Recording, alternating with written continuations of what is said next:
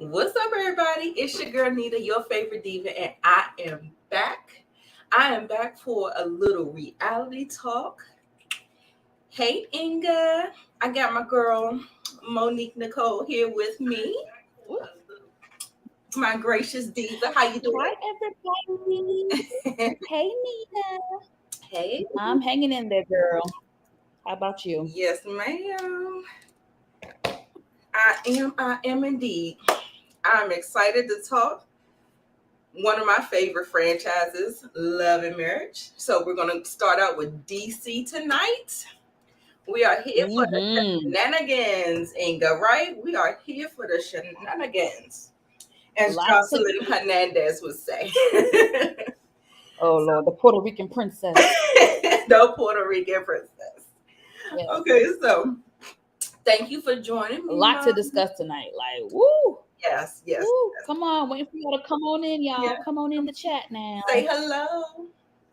Let us know what you thought about. Let me see if I can do a poll. Can I do a poll where somebody can?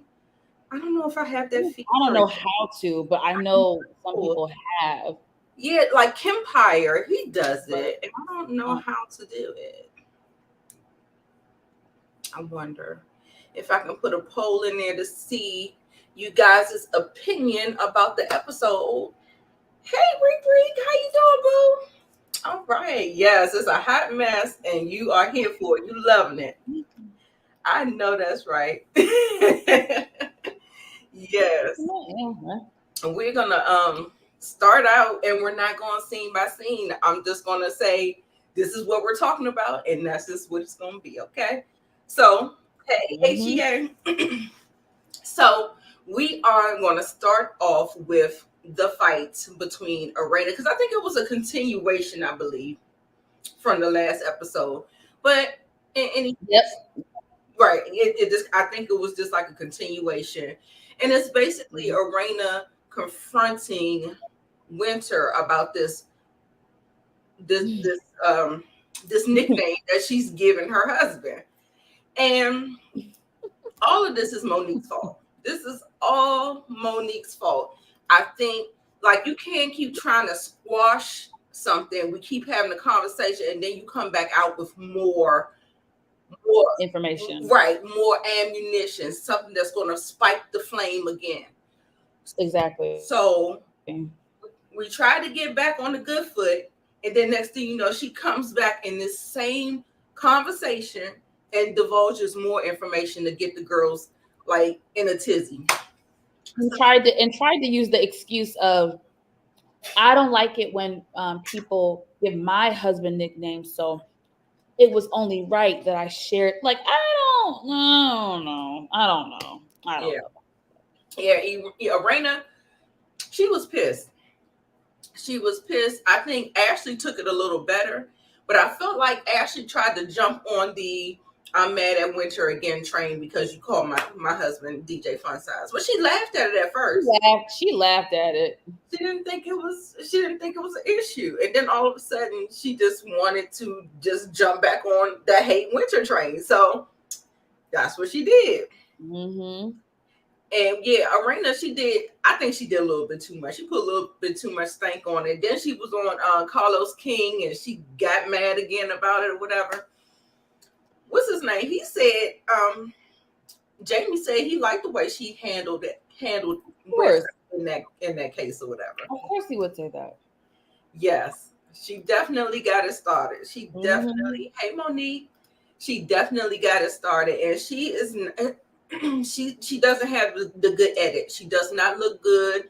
I know she's supposed to be the center of this cast, but trying to be too messy is it's not reading well for me. And initially, I was trying to give her some grace because I looked at it from a reality TV standpoint. So meaning she's the only one that's done it. So she knows what the show needs, right? We can all sit here and say we don't like the drama, but we watch it for the drama, right? So I tried to give grace in the beginning, like, okay, maybe she was trying to stir the pot to get shit started as she's supposed to, but it went left. So I Yeah, tried to give a little pass. And it is hard being the only one that's only done reality TV. Like, you know what I mean? So I'm sure there is some pressure there. So I tried to give some grace, but I'm not feeling it. I'm not feeling how Monique is moving. Yeah. Yeah. I didn't like the way Irena had her hand in Winter's face like that. Girl, I'm telling you, you would have went home with a less of a finger. It would have been broken. It would have been something. Yeah. I would have grabbed. Don't put your fingers in my face, girl. Personal. And yeah, and that's what I'm saying. And so I feel like, Jamie's aggressive, and that kind of rubs off on her too, because she kind of has it in her as well. Like just the super blowing up and getting all, you remember in the previous episode, she was screaming, trying to get them to stop fussing or talking. Yeah, but I mean, I was disappointed because I felt like Irena, up until this point, seemed like the neutral one, right? She seemed pretty level-headed. She seemed like the calm one out the group, seemed very rational. And don't get me wrong, she can be all those things. We all have different sides to us as a human being, but I feel like she was projecting a lot with the Winter situation. And I feel like because Irena has this deep-rooted issue with perfection and all the things that she's going through emotionally, everything that the therapist pointed out, I feel like any slight negativity that could come near her marriage or said about her marriage, she's gonna blow up like that. That's when she's gonna become aggressive. Right. And I get it. Protect your marriage. Mm-hmm. And all that stuff, but I still feel like she went a little bit too hard on Winter. Right. She did. She could have checked Winter, because don't get me wrong, I do feel like they're bullying her a little bit, but I also feel like, now, Winter, you were talking Cash Money shit, so you do have to own up to what you said. You can't Right. backpedal now. Right. You just gotta own it. Be like, you know what? I said it. I was in the moment. I was fussing. I was venting. I said a lot of stuff. I apologize. But I feel like I need her to take a little bit more ownership. Yeah. Just a smidget. Ownership. We'll get to that, because actually Monique told her to do that, actually. Like, we know from what we've seen her in the confessional, she got a snappy little, she is a shady little girl. It is not little girl, I'm sorry, a shady woman, and they come real fast. Shady lady. Yeah, shady lady. And she's gonna have to answer for that, because I mean, she's still calling them names. She's still, referencing them in a negative way. And so it's gonna actually just kind of, I don't know, it's not gonna fare well for her. But at the same time, it's like I feel that way, but I'm also like, they're ganging up on her, really? So it's like, do or die. Yeah, I don't know. I get that too. I don't know. I definitely understand. Like, but I just need her to take a little bit of accountability. I'm okay with her clapping back at them. I just want her to take a little bit more ownership of the things that she said. Mm-hmm. That's all. Yeah. Winter talks a lot of ish, and like Monique said, if you're gonna say it, stand up, stand back it up. You know what I'm saying? I was like, that's one thing you ain't got to worry. You heard something about me, let me know. I will let you know. Like, I might have been talking to someone in a thing, but yeah, I'm definitely gonna stand in my shit. And that's what irritates me with Mel a little bit. She's getting a little better, but yeah, she doesn't like fully stand in it. Oh, So anyway, she was doing way too much. It wasn't that. It's not that deep. But it's a reality show. We got to go there. Next up, Winter and Monique's conversation. I might can get a clip of that on YouTube. It was basically and actually she ended up crying. She ended up being vulnerable, but I like the fact that she came to the realization in her confessional that she cannot trust Monique like that. 100%, and I'm not mad at her. And I'm not mad at it. I'm not mad at it at all. So let me go ahead and share this screen so we can get this clip in. So we can get just a little bit about what is going on. with this. Okay, winter is going through. Sometimes we don't realize how much we're carrying. And my back and forth with the ladies is really shining a light on the fact that maybe all of this socializing and trying to run a business, trying to be a mom, going to school, and really being present with my family and friends has really taken a toll on me. If I know you as well as I know you, and I didn't even sense how much emotionally you're going through right now, they definitely don't sense it. They're looking at this as something that was fleeting, that just happened, and then you're just recounting the story about the husband who you are like trying to get divorced from. Not that you're currently in this moment, not that you're currently feeling pain, not that your children are currently going through it. But in order to move forward, we definitely all need to own our part. Whether your jab was intended to be a defense mechanism or not, it was still a jab. And whether her jab was meant to be a defense mechanism or not, it's still a jab. And it still can be hurtful. And I completely understand that.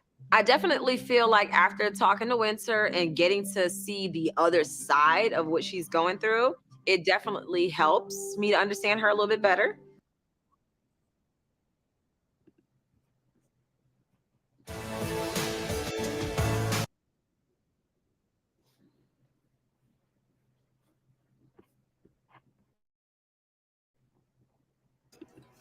Okay, so Mo, what's your take? Even though I feel like Monique is partial to blame, I did agree with her what she was saying. Like, let's be real, Winter, you know it was a jab. So just take ownership, what you said, apologize so we can move forward. Like, we got to take ownership. So I agreed with her. I agree with her. Even though I'm still I agree only on that one part. I do agree. And did you see Winter's face? Like, she didn't want to receive that. It was just like a, it didn't feel like, I didn't feel her nodding her head. I didn't see her agreeing. I saw her kind of like, yeah, okay. But my whole thing is like, Monique keeps saying she did take accountability for it. She said, I shouldn't have said what I said. And like, I just don't think she should have took that conversation at all to them. I think she could have asked them for their perspective and maybe clear some things up. But I mean, I guess you got to be messy. We're in a reality show. We got to be messy or whatever. But I just think she handled that whole situation wrong and trying to, calm it down just to, blow it back up was just, it was uncalled for. And I don't think I can really get past that with her with this situation. She can talk all that nice and we got to get together as a sister group. Like she said that she felt abandoned. She said she felt like you dropped the ball as a friend. While I was going through this, you didn't really provide any kind of emotional support to me. And she was crying and stuff like that. Yeah. And so I was just like, there's another thing, you know what I'm saying? So I'm just like, I'm glad that she came to the realization that she just cannot be like that with Monique. And that's fair. But I also think that when Winter was going through it, I feel like she was presenting herself as like strong and she was talking a lot of ish about Kevin. So I think this was also the first time that Monique had an inkling that she was actually like emotionally, even though I feel like someone doesn't have to cry to show emotion, you know what I mean? But she still should have checked on the girl. But I think I do believe that Monique was taken aback when Winter started crying because that was the first time we really saw her get emotional about the subject matter at hand. Like she's always talking crap about Kevin. And so I was like, oh shit, she's sad about it. Okay. Right. Inka poses a question to us. Would y'all or would you ever do a reality show? I already put my answer in the comments. I said, girl, I'm just not that interesting. So I am not emotionally strong enough to do it. Yeah. It's a lot. It's a lot you have to take on. You have to have really thick skin. When you expose yourself to the world and up to people like that. The only way I would do it is if I have like something that is going to benefit from doing it. Like if I was a real estate agent and it brings me exposure to do that, to benefit from that. Like I can show the business side and I can show, but I mean, I have a very quiet family life. I mean, my son and child, he sends me through, but at the same time, I mean, I don't know. It just depends on what it is. I don't think I would try to do it around my family. I wouldn't try to do it around something that is very, very close to my heart, because I don't want the type of, you know, you open yourself up to whatever anybody wants to say about you. So, ooh, yeah. I open up to so much. So like the thought of having like the thought of being criticized by thousands of people, I'm just like, that's scary to me. Yeah, Like, yeah, it does. even what I want to do career wise, as far as being in the entertainment industry, more so on the correspondent side, I still may receive criticism. That's like a lot. Like Right. I can't imagine being on reality TV and it's all over the place and just criticism left and right and people dissecting the same way we're doing. People dissecting this moment, and if you this and this, and it's like, dang, like all these theories and that. No. Yeah, as long as Nope. it's informative and no drama, right? But you know, people. So say like if you're not about drama, but somebody else wants to bring that element to the show, people won't be messy. There are producers saying that you need to step it up. You need to bring something to the table if you want to keep being here.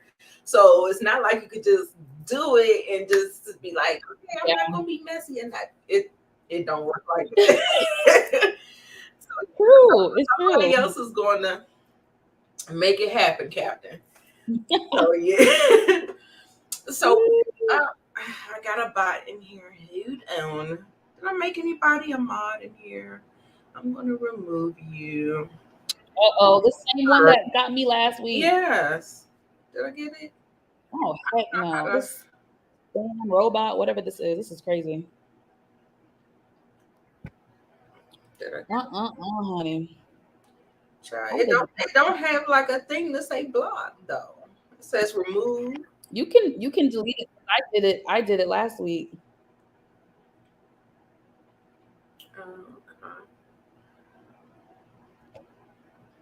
Okay. I think he's gone now. He'll probably come back some other kind of way. But anyway, what'd you say? Oh, okay. No, it seems like you're the one freezing. Really? I'm freezing. I feel like you're freezing. Wow. Tiffany, you guys let us know who's freezing. Which one is freezing? I was telling Nita on my end, it seems like every 30 seconds or so. Really? Freezes, I'm not thinking, and then she's saying the same thing. Yeah, that's what it looks like with you.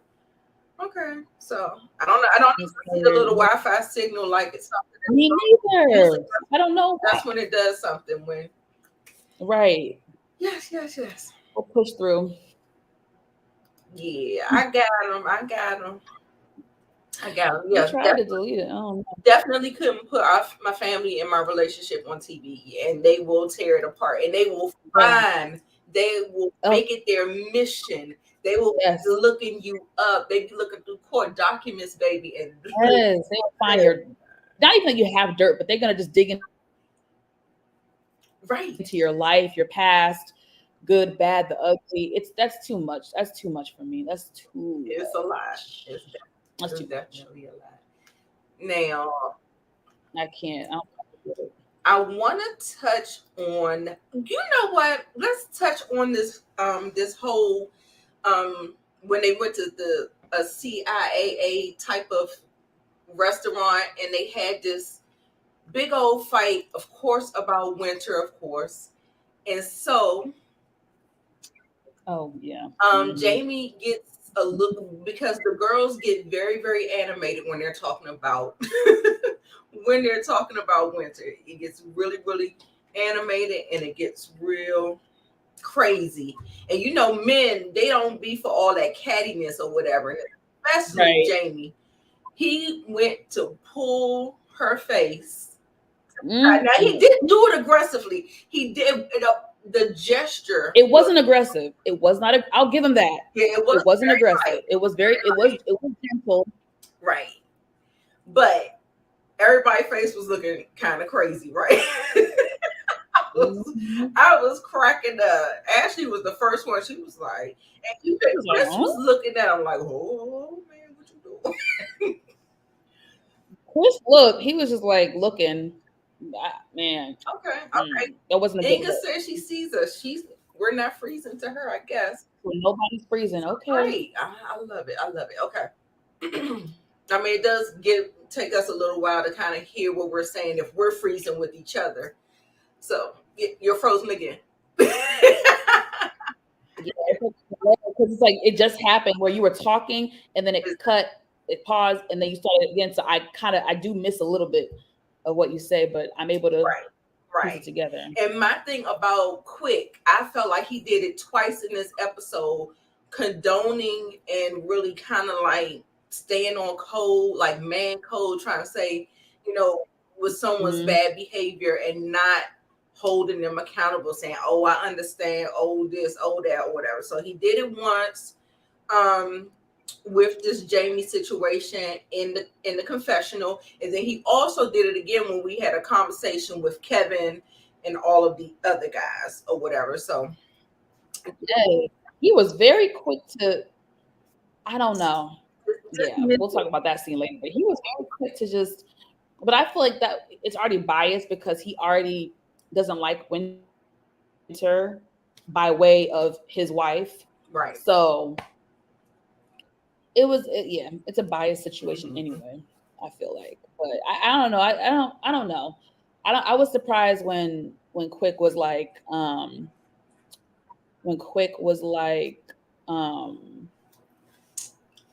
it wasn't that big of a, like, I was like, huh? Like, and maybe because again, Jamie was not aggressive with it. He was not aggressive. I'll give him that. But still just I can imagine their home being very chaotic. For some reason, it gives me chaotic in there because for some reason, like even with Arena, like she gets like really, really loud too. Same way he was doing. He was just trying to like do the same thing that Arena was doing at the other thing. And I find that household is probably very chaotic. I don't know anything for sure, but I was just saying, like when they was raising kids and if they're having issues with each other, that things can get real escalated real fast because it's just the way that they kind of handle themselves. Yeah. I think they can, but I will say, I think more times than not, Arena actually is the calmer one because she knows how aggressive and how abrasive Jamie can be. Like, honestly, y'all, up until this episode, she has been very reserved. She's been the very quiet. Like, she has been like that with him. Like even the way she came to him about the kids and their career stuff, and she was very like soft with it. So I feel like growing up, the kids probably went to her more, right, with stuff than they did him because everybody's kind of in agreement that the problem is the father. There was like a confessional or a moment when their daughter and Arena were like, yeah, the problem is dad. Like, so I feel like in the household, the kids probably went to her more than anything. Right. And you saw how Jason, he like, I'm ready to get up out of here. Like, when your kids is ready to leave you that fast like that, it's like, So Jamie has a lot to just stick with them. We're gonna go ahead and stick with them. We're gonna move on to the medium, Terry, the intuitive coming over. And we're going to kind of talk about that. But the interesting thing that I found, like, I agree with a lot of what she said. And I just don't think that she delivered it in the right way. I always say that when you're kind of like in a couples therapy or some kind of relationship, it's really not beneficial to just keep on pointing at one person as being the problem, because most of the time, well, what about the girl? What about the woman? All this other stuff. And that's not what it's about or whatever. It's about being able to identify some things or whatever.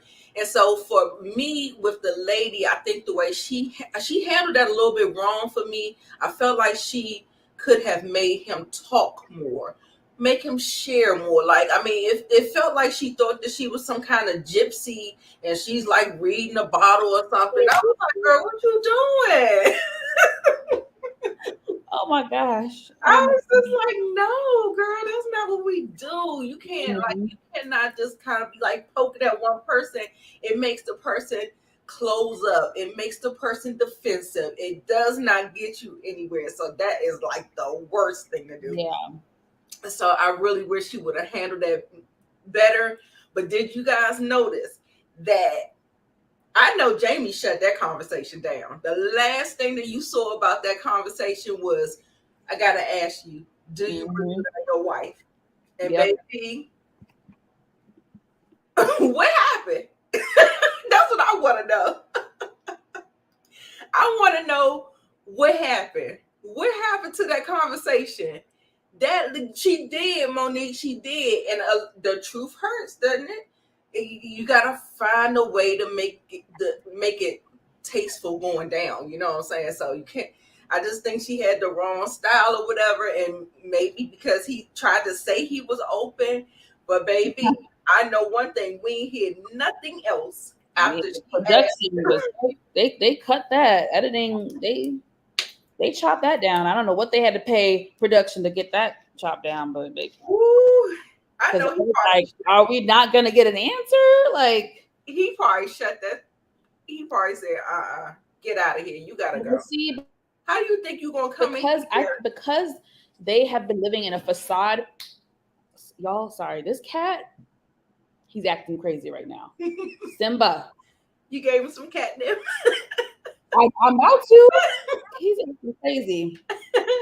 What was I saying? Because Jamie and Arena have been living in a facade for so long, I feel like, how do I say this? I feel like any type of therapy for them is going to be a little bit harder than like maybe for other people, because they both, for different reasons, but they both have this wall up and they're not used to being vulnerable. So I feel like it's going to be a little harder for them to get the advice and get the tough love, and you know what I'm saying? Right. Yeah, because they've been faking the funk for so long. Exactly. And one thing we do know about reality TV, you can't fake it on TV, baby. Can't fake it, baby. It's gonna come out. You sooner see or later. And one thing I wanted to speak to that particular conversation is like, even when she was talking to her, it was just like Jamie was shutting things down. Like she's trying to have a conversation with her. She's trying to say hello, how she feel, what she doing. She don't want all that. I'm like, what? Yeah, that's what is going on here? His behavior is atrocious. I really hope he looks back at this shit and gets embarrassed. I haven't been really checking social media as far as what fans are saying, or not fans, viewers are saying. So I need to go on Twitter and see what people are saying. But I hope he gets a reality check when he sees himself on TV, because he is like, his behavior, the way he acts, I mean, it comes through. Terrible. It's so very. And I feel like it's dangerous. I feel like it's dangerous emotionally for Arena, because it's pretty much causing her to be a person that suppresses a lot of stuff. And someone like me, who I can relate to that, it ain't good, baby. You keep suppressing, that thing gonna bubble up like a volcano. So she better, and she older than me. So, I mean, she got a lot of shit to unpack, I'm sure. Right. It sucks that she doesn't have a supportive husband who at least is a little level-headed. I just don't get, I don't know. Jamie is like, my least favorite person on this. No, I don't like that machismo. He irks me. That performance of masculinity. Like, it's just like, it's too. I'm like, Well, I just don't like people who are like unreasonable and like not level-headed. Like, he's just so with his wife, his family. I'm sure people around him. Like, that behavior. It's I don't know how he's gotten by. It's extremely toxic behavior. Extremely toxic. It's affecting his entire family, and he doesn't even see it. He's so oblivious to his own shit. He doesn't even know and see it, that he's affecting his family in a negative way. The fact that the older daughter said stuff and was like, well, geez, I wish we had this type of open dialogue when I was, the fact that she had to step in and try to defend the other son, the fact that he has a problem with the other son. I forget the people's names, child, but y'all know what I'm talking about. Like, it's just, how do y'all see you're the nucleus? You're the main. We got little Jamie and we got Jason. Which one are you talking about? Well, initially I was talking about Jason. Remember the career thing, right? That's why he was so scared to go to his dad about it, and he was right. Right. At first, I thought, when I first watched that episode, and that was like episode 3 or something, I was like, okay, maybe Jason just has anxiety and it won't be as bad, right? Maybe a little pushback, but not that bad. And then when I watched the scene, I was like, oh, I see why he didn't want to go to his father about this. It's just, I was like, damn, you proved him right. You proved him right. Right. And then the daughter stepped in to defend him. It was like, damn. And then he got the other issue with little Jamie. So it's just like, bro, you're the nucleus. You're the common denominator. That's what I mean. You're the common denominator. Yeah. Absolutely. I really like him. Where are we going next? We want to go with this Monique Chris scene. Do we want to touch on them? Do we want to touch on the... Well, I mean, it's nothing to really, this whole workout thing that they did, that was a nothing burger, but I did like that they were able to be more connected and more softer to each other and caring, because that was lost on me, because Monique was doing so much complaining. It was lost on me. So I was so glad to be able to see that. But I just like the reconnection. But then we also have to talk about how she's trying to talk out of both sides of her mouth, and then talk about, I was complaining about you like I always do. And he was like, this is not cool. Like, you. I'm so glad Chris stepped up and stood up for him. HEA just said that. Because, like, oh. Yeah. Because he is absolutely right. I'm so sorry. I understand the need to have to communicate your needs to your mate, and I like I said, I get it. I feel like Chris wants to very much be coddled. He wants to be given a pat on the back for having the kids for a couple of hours. I mean, like those are your kids too. Like, yeah, I don't understand. I don't know what it's always so expected of the woman. It's like, you're a parent as well. So I don't know. But at the same time, okay, they had their roles. They had their routine down. So I understand it's probably overwhelming for him in the beginning, but he'll have to get used to it. Yeah. But I like that he spoke up and checked Monique, because he's like, well, damn, all you do is complain about me. Do you tell people the good stuff about me? Because all you do is say the negative. And I was right there with him, because girl, she ain't said not nan nice thing about Chris so far. Nothing. I'm like, girl. Nothing. I know he's not perfect. I know he's not perfect. I know he has his flaws, but baby, yeah. Compared to many, you have it made. Right. That's what I'm saying. I was just like, and don't be sitting up here talking about, yeah, you said some good things, girl. When we got you on TV, we see when, because I ain't seen it. I ain't seen it. Like, you know what I mean? And I want her to be a little more sympathetic with him, because maybe he's going through something. You know what I mean? Whether, I don't know, I don't want to just say the word depression, but it could be something as far as he's not as motivated. Like, there was a clip, I don't know if it was this episode or a previous one, but he was talking about, when he sees other guys, in his field doing coaching and doing that. And I wonder if he's lost motivation. Is he scared to embark on that career? Right. Is he it's something blocking him, because there is no reason why he hasn't done any type of coaching or even sports corresponding or just something. And I think Monique, I see both sides, right? I think Monique is probably, I believe her when she says that she has said this to him for a long time, for years, and he's like just a bump on the log and just sits on the couch, and that's annoying too. Like, yeah, absolutely, dude, I'm doing 50 things and you did 5 things today. Like, come on, like you gotta. So I'm sure there's valid points on both ends, right. but I want Monique to work on her communication, how she speaks to him and how she articulates herself and the points that she's trying to make, because it can come across another way. That's not good. Right. Absolutely. Yeah, that's true. Men have issues when the tables turn. Yes, 100%. That is true too.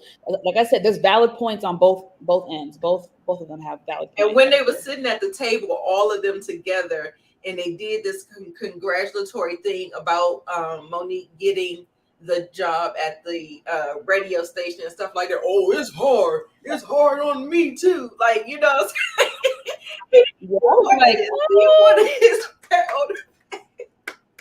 was like, that was really off. I don't know if they sliced and diced that scene editing wise, but I was like, okay, Chris, like I. Right. It was just so funny. Like, yeah, and I'm here doing something too. I was just like, okay, Chris. Yeah, I agree with Nita. That's pretty much what I was saying. Yeah.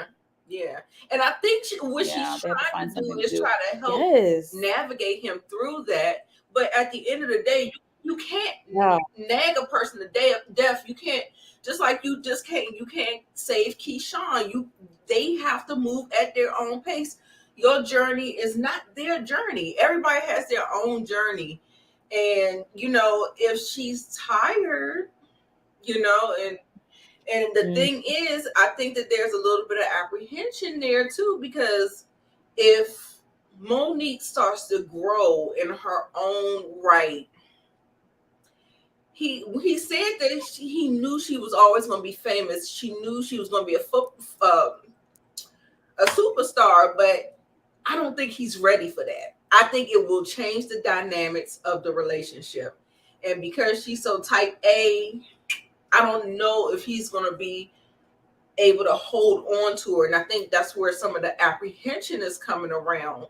Because like you say, you can't keep on trying to push somebody that's not ready. But then what do? Do you waste your life? Do you be unhappy? Right. Sometimes you come to a crossroads where these things happen, and I don't know. That's why they were saying, the lady was saying, you can't, don't live through Monique. And I got what she was saying, which was what we just said, really. And I think it was easier in the beginning for them. In the beginning, when they were younger, they didn't have kids yet. It was easier for her to do her thing and him do his thing.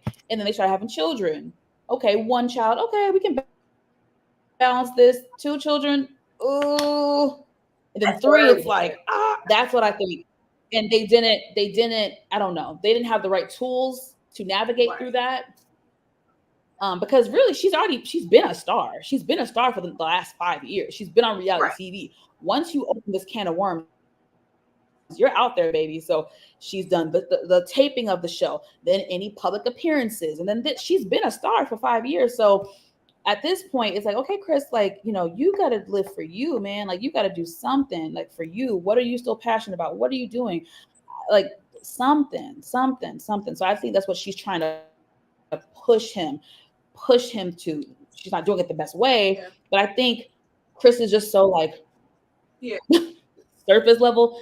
That's why it seems like she's desperately trying to pull something out of him. Like, okay, let's go deep. How did you feel about this?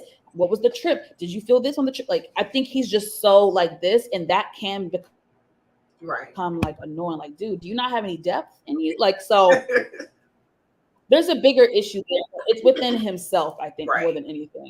It's probably within himself. Yeah. So I hope they don't just have life coaches. I think Chris needs therapy. I think Mo can definitely benefit from some therapy, but I think he needs somebody else to be a sounding board for him. I don't think that Monique should really be that type of person, because it's not it's not beneficial. Like I don't see it being beneficial. So I think maybe he needs a different type of person that can hear him and kind of guide him through. And a lot of times people, like, I go to therapy every week. I like, let's normalize not going to therapy just when something is crazy and chaotic. Right. Just go to therapy. You're always able to grow.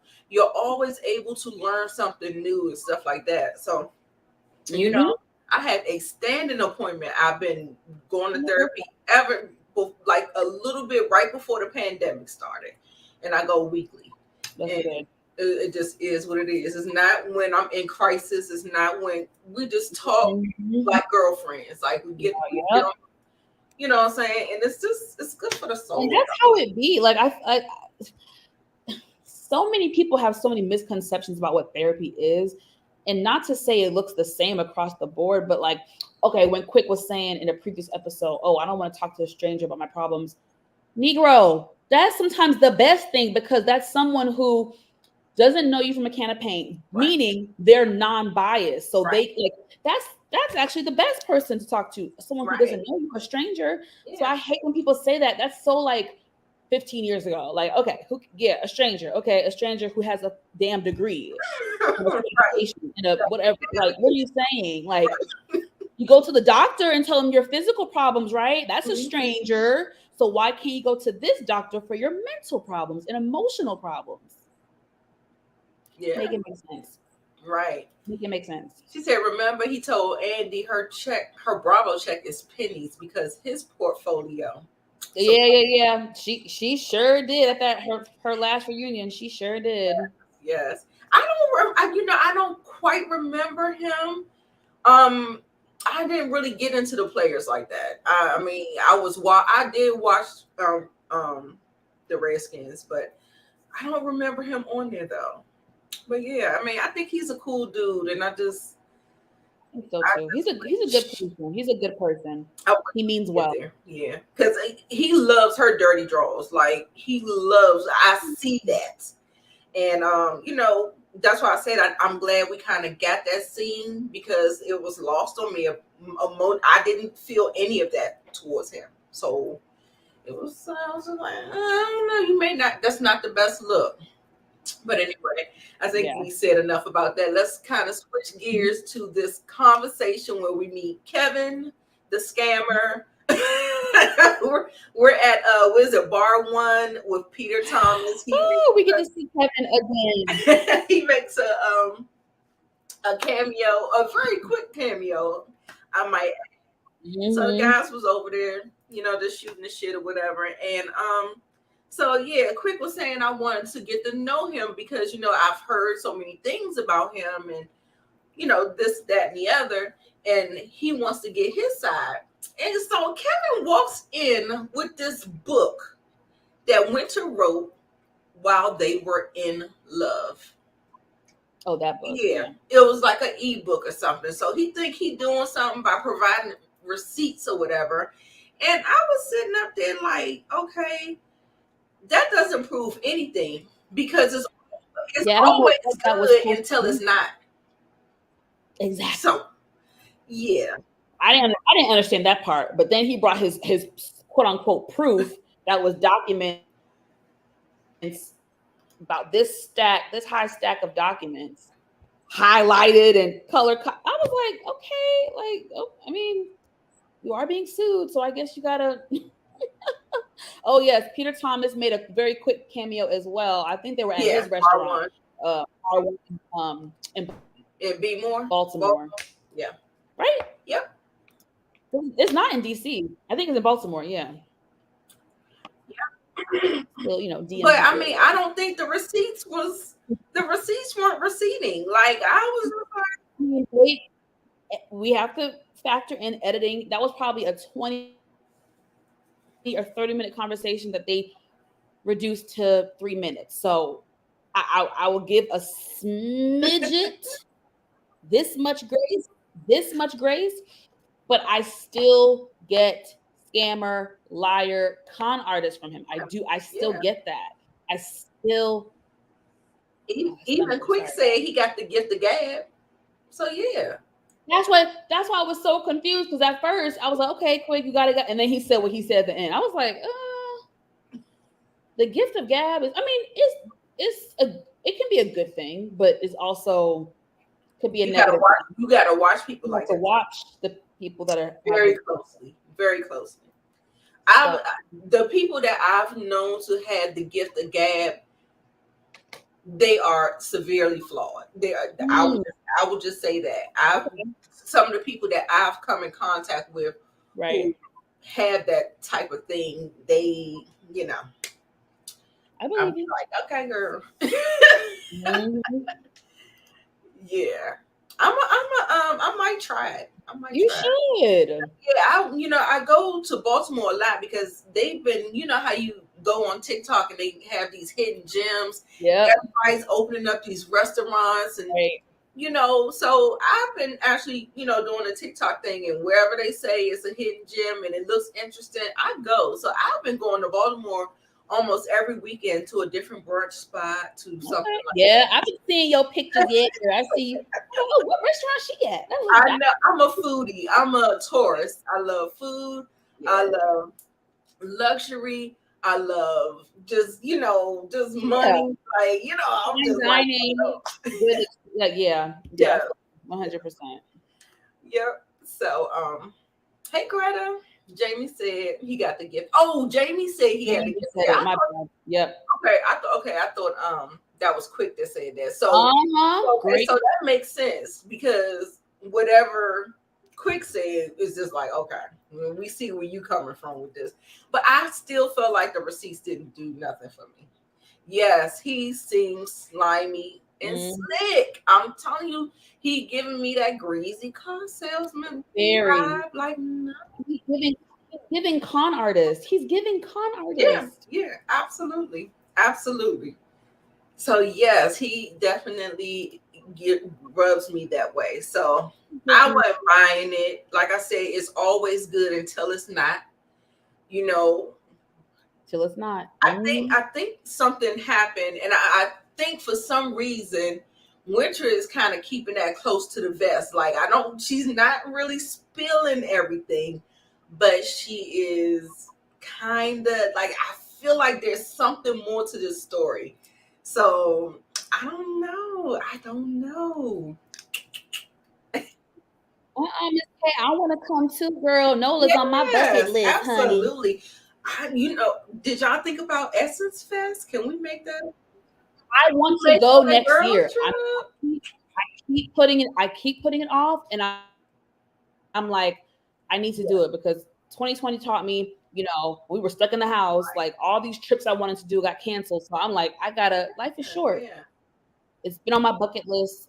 I'm saying it now. I'm gonna do it. Essence. Next year. For some beignets. I heard they're really good. A fellow YouTuber in the food all the time. Bondi Blue. I want the food. She's from NOLA, and she gets them all the time. She loves them sweet spot. Yeah, I want to. Right about now, I do hate crowds. Post pandemic, it's a little hard being around crowds. But I think maybe if they have some seating, I'm okay with like seating or something. I don't know. Just mask up. I don't know. But yeah, I don't know. But I really want to go. Is a bucket. Even if it's separate from Essence, I want to go to New Orleans in general for the food, the culture, all the history, all that stuff, especially the food. Especially the food. Yeah. Right. So definitely. And then yes, it's like super hot around Essence Fest. Ooh, yeah, it's like super hot. But anyway, but yes, we should do like a girls trip. I love that idea. Let's see. I think did we talk about I think we summed up a lot for DC. Now, I want to ask you, that Tasha Lyons girl, was she giving you Sanaa Lathan, like her look, like even though she had that hat on, her facial to me looked Let me see if I can. I don't think I got Sanaa Lathan, but I think she's beautiful. But I don't know if I get Sanaa Lathan because she's a little bit more chocolate like me. Hold on 1 second. Let me see if I can find this picture of her. She was giving, like, when they were sitting at that table and they was arguing, I was like, girl, you look just like her to me. I don't know. She was giving it. She was giving me that.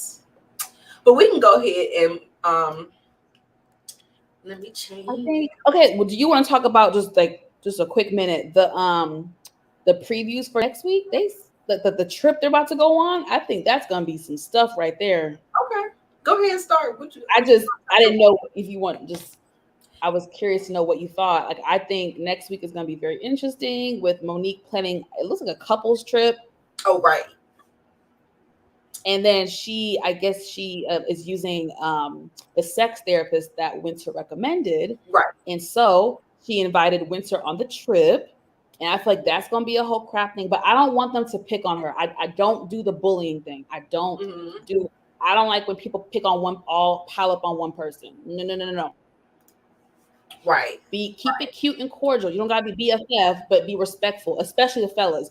Be respectful. So we shall see how that goes next week. But then Chris is gonna pull a very messy. Well, I invited Kevin. Kevin hit me up, so I thought it'd be a really good idea, if you come out and maybe him and Winter can talk and figure it out, That was my Chris impression. Messy boots. Even though, I'm such a realist when it comes to some of this shit. I'm like, that was probably production, right? And they blame it on Chris. Like, my mind is so, as I'm like working more in like entertainment media, and I'm just like, I'm trying to open my mind up, and it's like, yeah, I want to blame Chris, but I'm like, no, I knew that was damn production shit, and they just pinned it on you.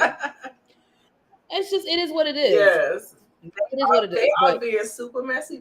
It'll be good. They're messy, but it's good TV. Good TV will have something. But that, to your point earlier about if you would ever be on reality TV, you can go into reality TV with the best of intentions. But if you have an antagonist or someone who has different motives than you, yeah, you're gonna get sucked into all that. Mm-hmm. Yeah. But and then so she started freaking out when he got there. Now, I don't know if that was just editing. I don't know if he said something to trigger her, but I was like, damn, Winter, okay, girl, keep it poised. Like, the way she got up as if, like, I don't want to say he's abusive, but the way she was like, oh, no, you do not sit near me. Mm-hmm. Do not get away from me. Like, I was like, damn, like, did he say something to trigger her? I don't know. So it's gonna be some mess next week, and I'm excited. All right, girly, we're gonna switch. We're gonna switch scenes, and we are gonna check out. Yeah, switch gears, and we are gonna check out the mid-season finale trailer. I mean, yeah. This was the mid-season, or next week. Was it this week or next week? Oh shoot! Let me switch gears too. One moment, please. Yes, I want to switch gears, and I want to look at this mid-season trailer. Yeah, baby. And they're not coming back until September. That's a long break. You might as well just call that another season. That should just be season 5, right? No, because September's in 2 months, so that is a mid-season break. We got the whole month of July. We got the whole month of August. September. It's 2 months. It's not bad. I don't want to wait, but it's not that bad. Yeah. Look, everybody say that trailer is crazy. Yeah, I'm having some issues. This is shout out to Color Me Pink. I listen to her. She is an author and filmmaker and all this other stuff or whatever. She has a movie that's on Tubi. I can't think of the movie, but check her out. She is I love her. Super funny. She's like the queen of reality TV. Queen of reality TV recap, She gossip, be reviews, on all that. it. She's great. Do you see how fast She- she I put love those her. videos? Man, kudos to Color Me Pink. Love She be her. on. Love her. She's an OG at this whole YouTube thing. Paper Heart. You're right. There it is, Monique. Paper Heart. Yep. Yeah, it's on Tubi. Check that out. Yep. Oh, okay. They're gonna break for Bell. You're right. Okay. Not just that, they have to also finish taping, y'all, because they just taped that fight scene last month. So they gotta strike while the iron is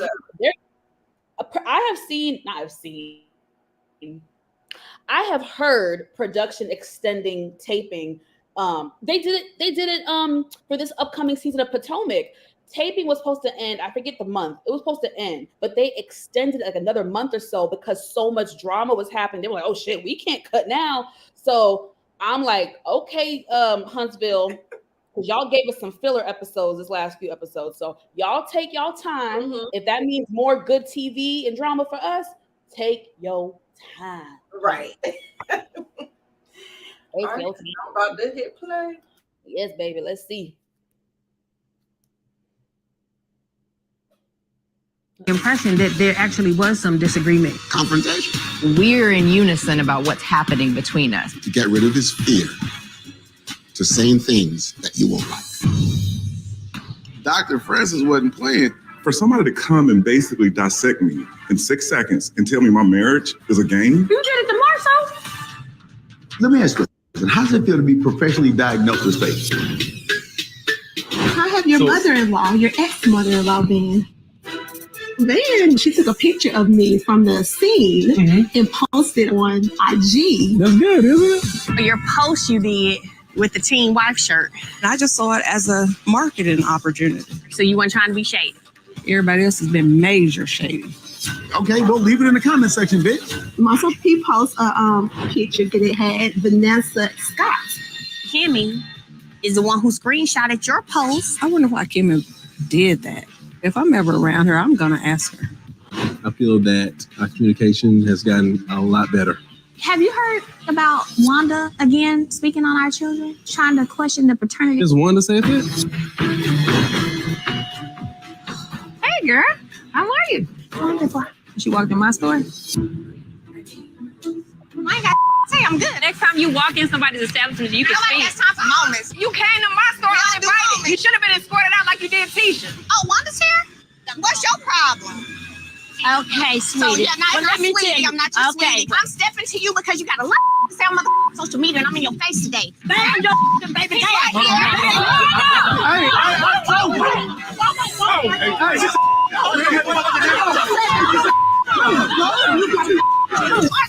Whatever you want to do, fight your bitch. Child, the second half of this season is going to be explosive. I know. Baby. Baby. Yeah, shout out to Color Me Pink. I second that emotion. It is going to be litty for sure. It's going to be litty and explosive. There's so much to dissect in that trailer alone. I'm just like, oh my gosh.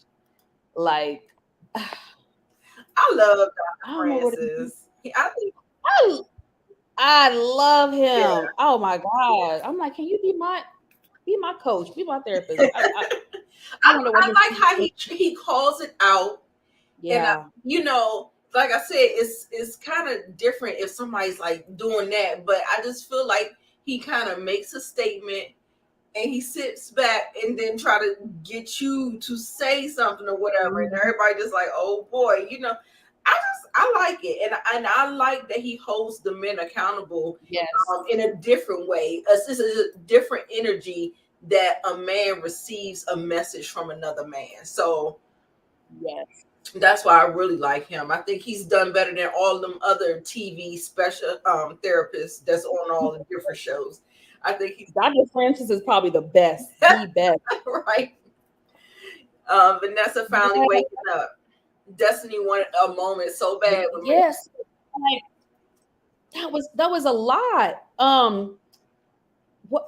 I don't know what to start. So Mama Vanessa, I guess she was trying to be shady at Tisha, and she screenshotted the team wife shirt, whatever. I don't really know we don't get the full scope in the trailer, but that was shady. I mean, that was one incident. So I don't get it. There's though. what it doesn't make any sense. If you uploaded it to social media, it's out there. Now, whether Kimmy sent it to somebody else or I don't understand what do you, I mean, what? I mean, it's still out there. They could have still gone. But I don't know. But what I am seeing, you guys, is a lot of breadcrumbs are being placed to show us what leads up to that altercation. A lot of stuff was brewing. I think Wanda was the main issue because she's questioning if Martell is the father. That's a big, huge problem. But all these other little problems are also adding to the pot, and I think that's why there was such a explosion at the end, not the end, but with the fight or whatever. Who else had drama? Okay, then Marcel, because Marcel's petty. Then he took a shot back at Mel's mom and took the Coke. Y'all remember the Coke bottles were having people's names on it or whatever? So he took the Vanessa and Scott to be shady, going back to the rumor that she was messing with some Scott uncle, brother, whatever. Yeah. Somebody, right? So that's another dig back. It's like, I'm like, okay, now I see why that fight probably because it's just things have been brewing. Right. And I'm trying, but I don't get why Maurice got into it so much and got so rowdy and about it because I feel like Marcel was trying to break up the fight between the ladies. Right. So why all of a sudden did Maurice come in and push? Like, why'd you push Martell like that? I mean, Martell started going off looking like a guard dog. I was like, what is going on? Yeah, because it was a lie. Like things, remember what Mel said on her live? She said Wanda tried to sneak attack her from behind, something. So it, I hate to see this happen because I don't know if they can come back from this. And I'm like, okay, what kind of show are we gonna have if there's no resolve? Of course, we don't know yet, but the second half of the season we'll see. But it's pretty. Once you get physical, it's hard. It's hard to bounce back. You got physical. Then y'all were saying hateful words, I'm sure, and stuff. Ooh, I don't know. I don't know.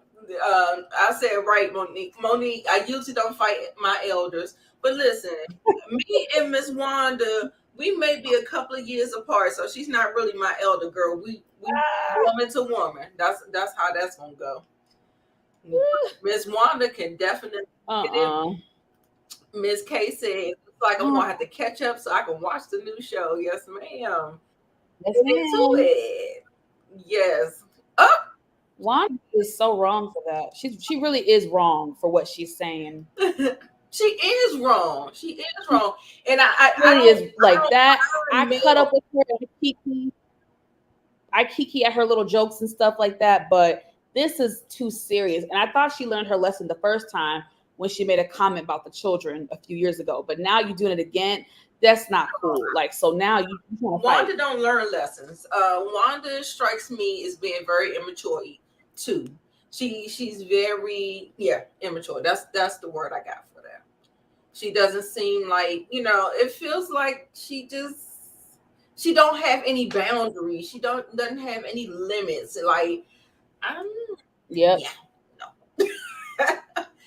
Yeah, you thought they were breaking up the fight. I think it was at one point so much was going on, and I think with the men getting so aggressive like that, I was just confused. So wow, yeah. I thought the fight was supposed to be between Wanda and Mel, but then it just got so chaotic because the men kind of jumped in. I don't know.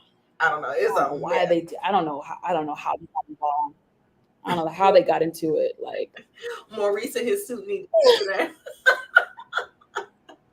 Wanda is too much. She is. Yeah, she crossed the line. Consider her uneducated girl.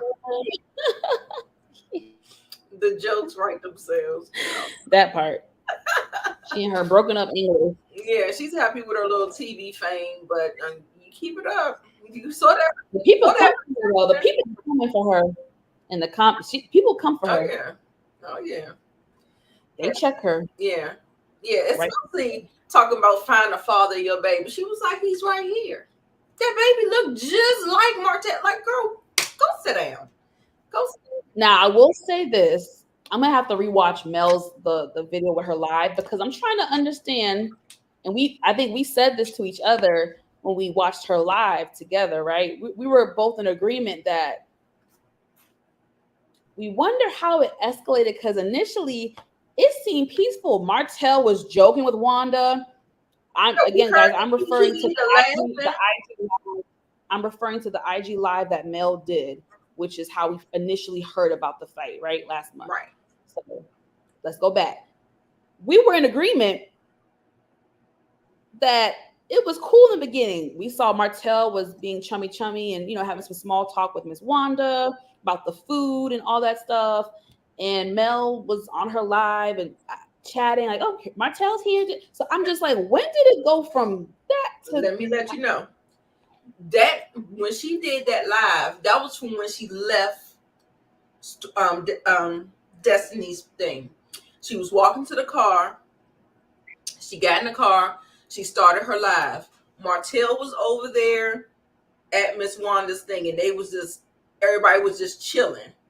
And then you remember Mel had got hyped, and she was like, "Oh, Miss Wanda over there, because I got to ask her some questions." So she got off the live, and she didn't get off the live. She still had it going, and she walked over there and got the party started because I want to know what you say about my children. And that is what started the whole thing. So the live was in the car after the Destiny confrontation. She started it there. And I think when she found out that Wanda was out there, I need to come have some words with you. And so that's when that picked up. But just the chaos just ensued so fast. Like it really escalated really quickly. But yeah, no, Mel got that party started because she did come up kind of aggressive, and her mother was right behind her. And did you notice that Tisha was standing over there and wasn't doing nothing? I noticed her in like a pink top. I didn't notice her at first. Like after a few times watching it, then I was like, oh yeah, okay, I missed that. She was right there. I think she had like a pink top or something, a pink shirt. So I was like, okay, she was right there too. And I saw whatchamacallit. Nita, I think if you swipe to the right, or there should be a button that you can click next to their comment and delete the spam comments. I think you can swipe or do something because I had to do it last week. But yeah, I mean, y'all, I'm ready. I'm ready. Throwing some heart comments up there. So sorry. So yeah. So anyway, that was the trailer, you guys. So yes. So now we're gonna talk about this whole thing with these husbands talking about the sex. You know what I'm saying? It's not just Lewis. It's not just Maurice. I mean, I think so it's Maurice as well. Maurice, yeah. And I was just like, yeah, that was. I just be so confused. I'm like, I don't know. Everything that Kimmy said to Maurice, I 100% agree with and stood by her comments because she really broke it down. She was like, I do it this time. I give it to you 6 o'clock. By 10 o'clock, you want it again. Then first we weren't doing it every day. Then we did it every day. Now you want it twice a day. Now, like, when is it gonna be enough? And men have to understand women are different. Yes, we get sorry y'all, this is after dark. Yes, we get horny and stuff like that. Yes, we have emotions, we have estrogen, and we have stuff too. Yes, but sometimes you have to stimulate us in different ways, like an emotional way, or be sweet that day, or if you want it twice a day, nigga, go get me some fucking flowers and some chocolate and some candy and some whatever. Right. Get me some ice cream. Get me some juice. Like, right. Look, We gotta get a little bit of that. We have like it's like you want your cake and eat it too. Like, nigga, twice a day. The fuck? We ain't no damn porn star. Like, what you think this is? Right. And they're not no spring chicken either. So, nigga, you want twice a day? You better calm your head down. You be lucky you get it 3 times a week. Right. And I think that's pretty good. I think that's healthy, actually. Like, I remember being very active like that when I was younger, but I don't need all of that now. Like, what? Like, and they're in their 40s. So I'm like, okay. Yeah. And so he probably thinks all he want to do is turn her over and poke her. No, you gonna have to get the work. You gotta do more. Like, get the work. Men just get aroused so easy. They just be like, "Ooh," like no, it don't always work that way with us, man. Yes. Damn it. Talking about he wants sex every Lewis talking about is it a privilege? Negro, with your big ass, you should be happy somebody want to climb that tall ass monkey of yours and we still ain't get an answer to that question though. We sure didn't. We did not. Because production said we gonna pause it right here. That's just because I wonder what the hell Tiffany said, because she got a little mouth on her. I wonder what the hell she said. Right. In response. Is it what do you say? Is it a task or a privilege? Something like that? A duty or a privilege. Duty. Is it a duty or and that's what they make it feel like. They make it feel like it's the woman's duty to do that. Like, yeah, just because I'm married, I get to have sex every day or twice a day or 3 times a day. Like, that's right. Like, no. Hello? Like, no. And especially depending on what you're working with. If it's too much, I hope you don't think that's gonna happen. You ain't turn my insides inside out. No, we're not doing that. Now, if you ain't, as blessed or whatever, Either way, I don't. Man, calm your. Go out there and get you a Playboy book and go in that damn bathroom and get it popping. Do something. She said, get a toy, a pussy toy, and you'll be fine. Yes, and how about clean the house? Take the trash out. Do something. Worse. Buy me some ice cream. Because I like sweets, y'all. Buy me a bottle of wine. Do something. Yes. Do some shit thoughtful. I don't require much. Right. Just give me some thought and care. Yeah, they think they just gonna come home every day and then it's just supposed to be on a platter for you or whatever. I'm like, no, I'm a human being with needs. Like, hello. But you know what? What I've been noticing is that Kimmy, ever since she got married, she has been shrinking and shrinking and shrinking herself.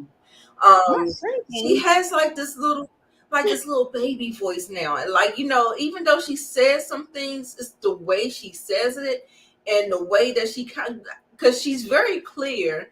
I feel like she kind of comes back and say, well, no, but it feels real like, oh no, I don't know. It feels real baby-ish, like she's trying to shrink.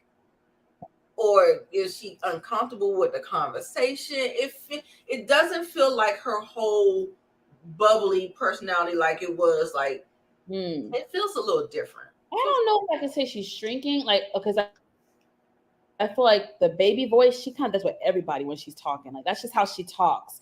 Even with the ladies, I noticed that she can do that baby voice, which I think is kind of cute. But I will say that there have been several times that she has doubled down and backpedaled on a lot of the stances that she used to take on stuff. Remember, I think we said this to each other. Like, she used to be like, "Nope, I'm accepting this, and this is unacceptable." And then we saw with the original Atlanta trip and all the social media stuff.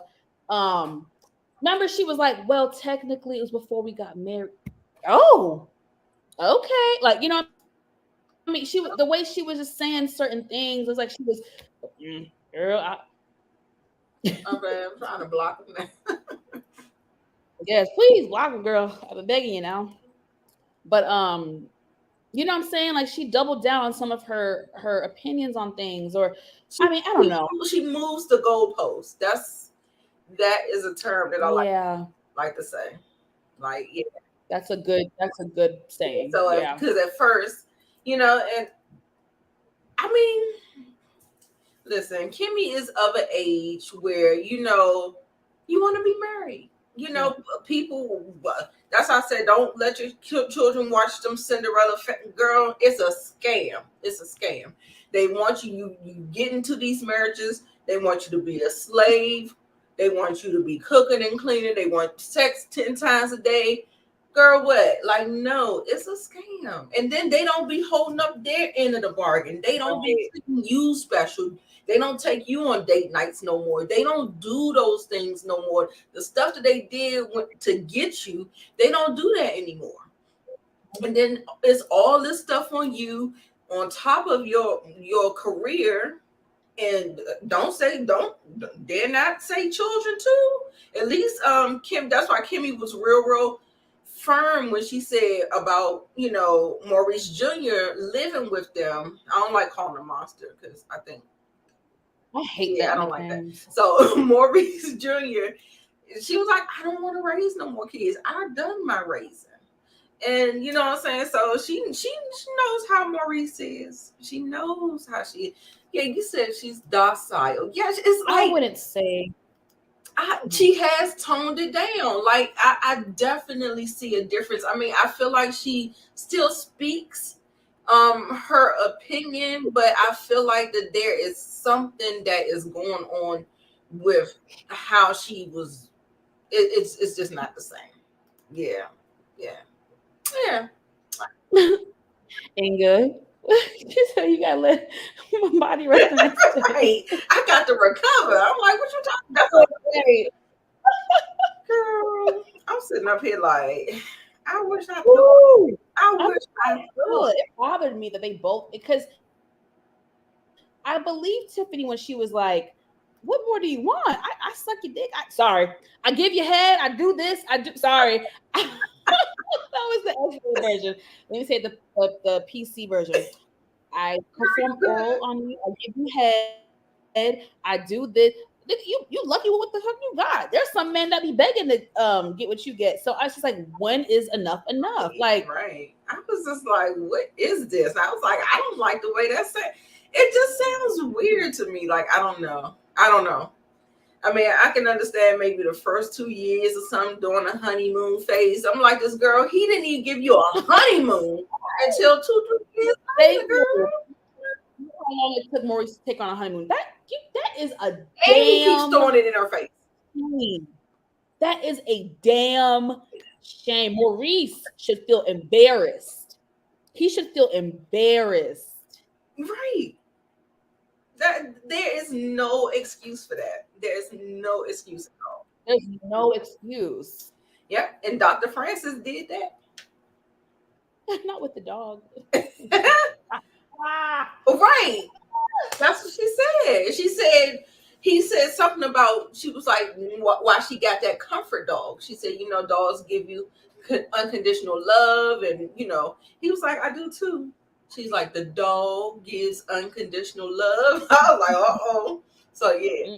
And so I knew that there was something going on with that dog, the introduction of the dog. And I was just like, she's feeling away. And like I said, as long as it took her to get their honeymoon, and so he thinks he knows, like, she likes to travel or whatever. So then that's his thing. That's his go-to thing. Let's go to Miami. Let's do this. He like pulling trips out.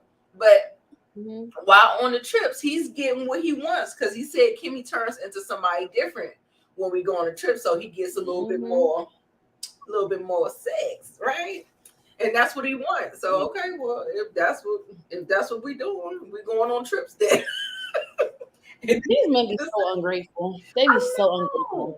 I could totally understand if it was like we rarely ever do it.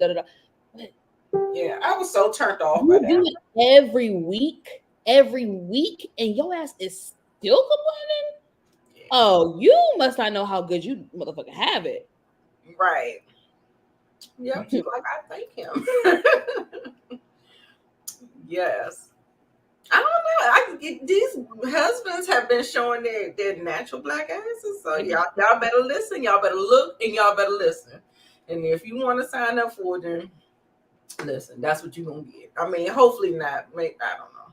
But they have some kind of warped sense of what marriage is supposed to be, and like, I don't know. I have a question, and it's actually left field, but I'm scared I'm gonna forget it. It's about last week's episode. Mm-hmm. So when Kimmy, because we're talking about Kimmy, that's how I remembered.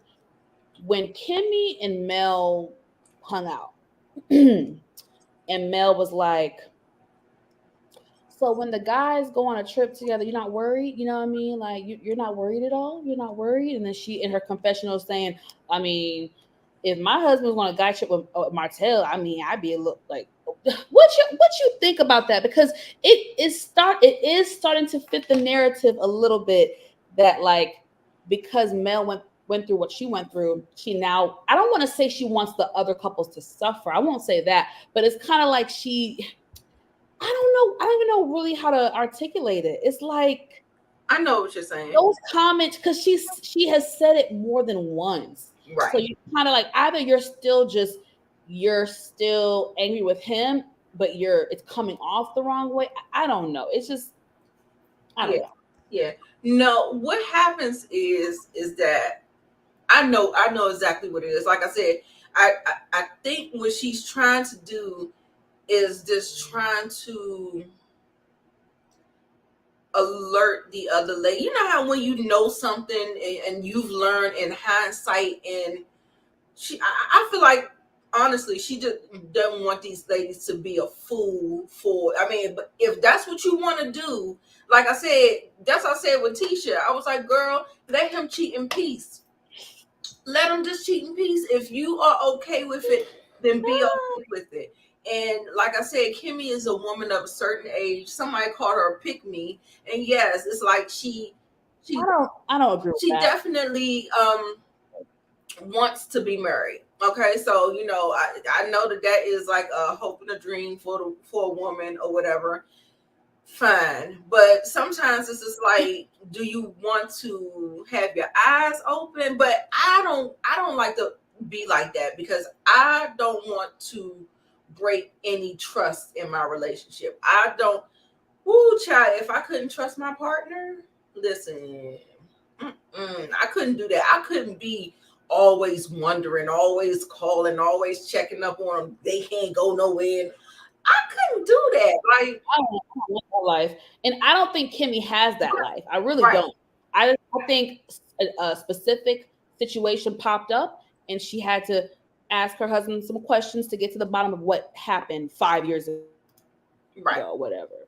So, I mean, I don't think Kimmy's a pick. I don't think so. Like, because if you're married, you want to obviously do what you can to maintain your marriage. I don't know, but I don't see her going anywhere. I can see how people can think that Mel is like kind of being negative with that, because this is like the third time that she's done that type of. Oh, you're okay with your husband being with Martell? Oh, you're okay with that, Martell? They say birds of a feather. You just gotta watch. It's true. It's for true. some reason, and then. For me, if the side chick is around these men, that's questionable to me. Oh, rip. Yeah. How they are moving. You know what I'm saying? So I mean, it's fair, but I agree. Listen, Mel, okay, we got it. You don't have to say it no more. Because that's why her and Tisha, you tried to destroy my marriage. Like, I think Mel knows something. I think Martell has told her what be going down. She knows. There is a clip.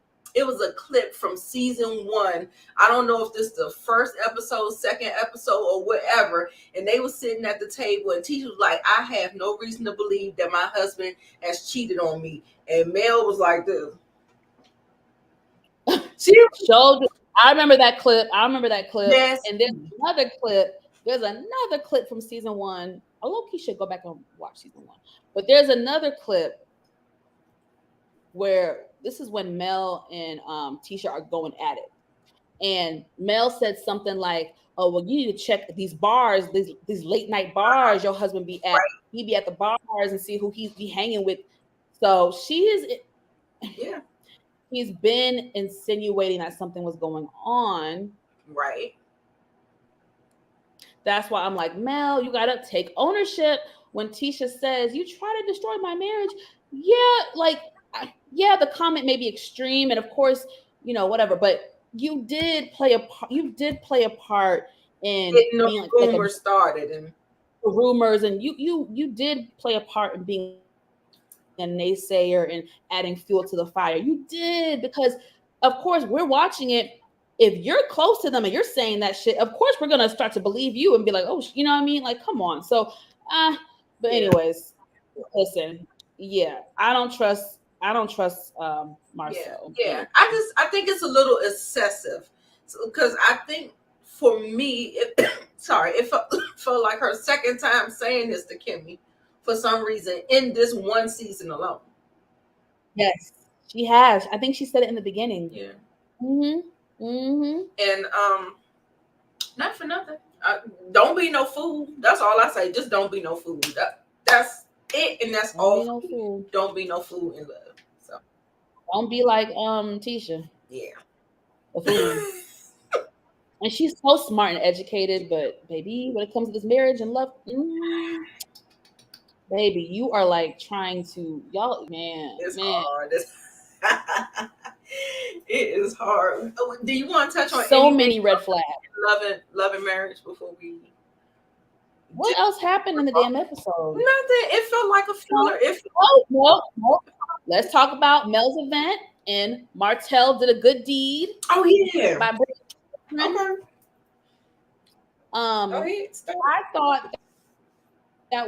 I thought it was a nice gesture, because he did not have to do that. He could have been the petty person that he normally is and could have kept the kids away, been like, "Oh, payback for the time when I had an event and you didn't want to bring them." But he didn't. He did not. So I will give credit where credit is due. I thought that was very nice. And I mean, really it was a nice gesture. Kimmy is double talking for me when it comes to Martell. 1 minute she tells Mel she doesn't have a problem with her husband being around him. Then she drops him for Mel when it comes to the housewarming party for Jalen. Yeah, she did drop him. That's true. I don't know. It's kind of I think it was last season she said she didn't have a problem with him. This is the season in the beginning when she was starting to, speak a different tune. So but I agree with you, Mo, about the whole Martell doing a good gesture, and I'm gonna let that be a complete sentence. However, you know how the diva likes to break it down. Not for nothing.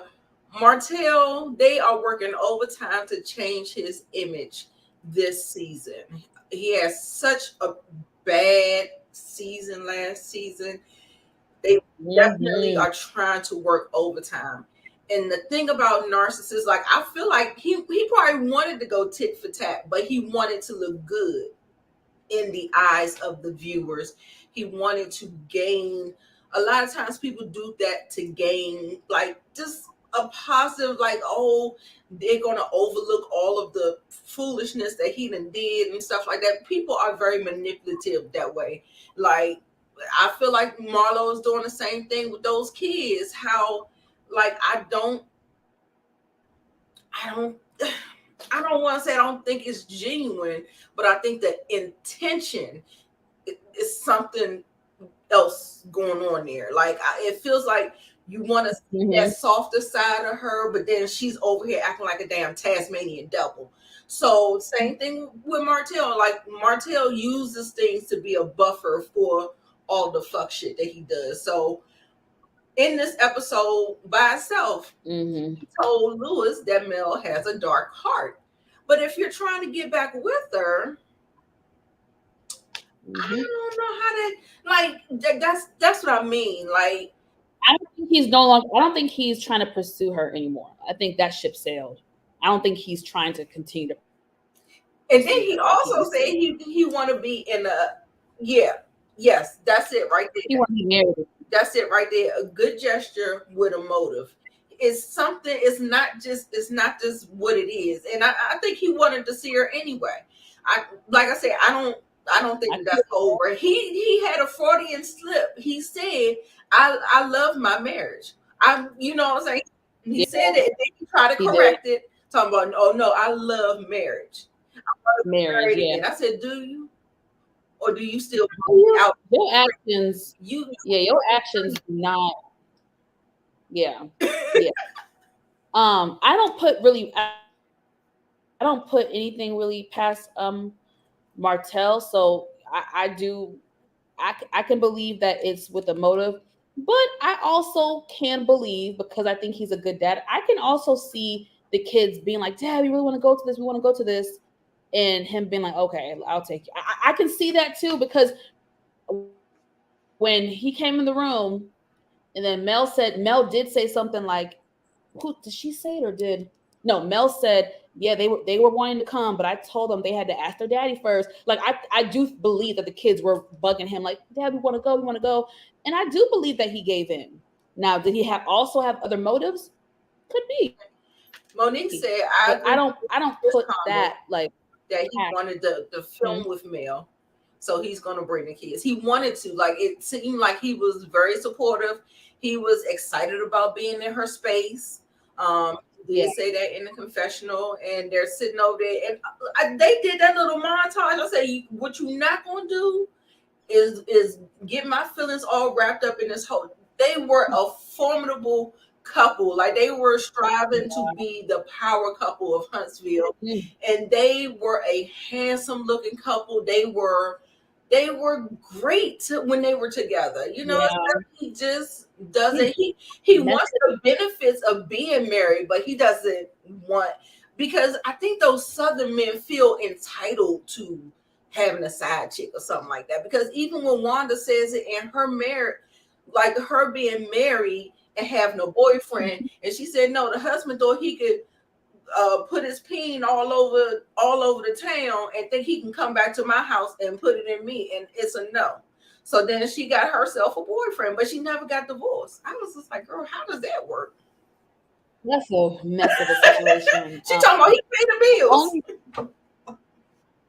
I'm also giving him a little bit of benefit of the doubt, because we know Mel is a stickler, and they have been making strides, in real time. They have been making strides, and their communication has gotten better.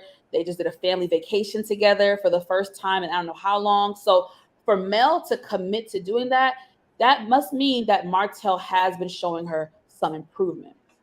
What was I about to say? Dang it. I agree. I totally forgot what I was about to say. I know, and I ain't even cut you off. I'm just sitting up here like. I know. I was like, hey, you just sitting there being cute. I was just in my head. I'm like, what am I trying to say? So yeah, that's, again, y'all, I don't put much past Martell. Yeah. I'm sure he had a motive. I'm sure, but I also want to give him benefit of the doubt, just because of the current state of him and Mel's co-parenting relationship.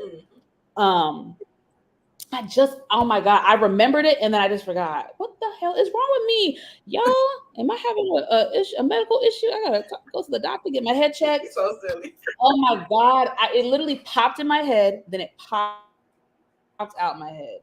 Oh my God. Damn. Yeah. I'm so mad at myself. I hope the improvement sticks. Yeah. I hope it sticks. I hope it remains. Me too. I really hope. Now, what I do, like, it felt like he wanted his cookie, right? So when Miss Vanessa went to go take the kids, I would have been like, is it some cookies? Can you bring me one so I can give Martell his cookie for bringing the kids? What? Petty boots. Nita, Teddy Boots, Nita. But you know what? I think Mel was totally fine if the kids didn't show up. I think she was perfectly at peace. She didn't need them to show up. She said it's she was respecting Martell's say so and whatever he did, and so it was just like a pleasant surprise for her to see her kids and see the kids out there. I remember. Woo! Go ahead. Jesus. I remember, y'all. Okay. I do want to, y'all know I ride for Mel when it comes to the Martell situation. However, right is right and wrong is wrong.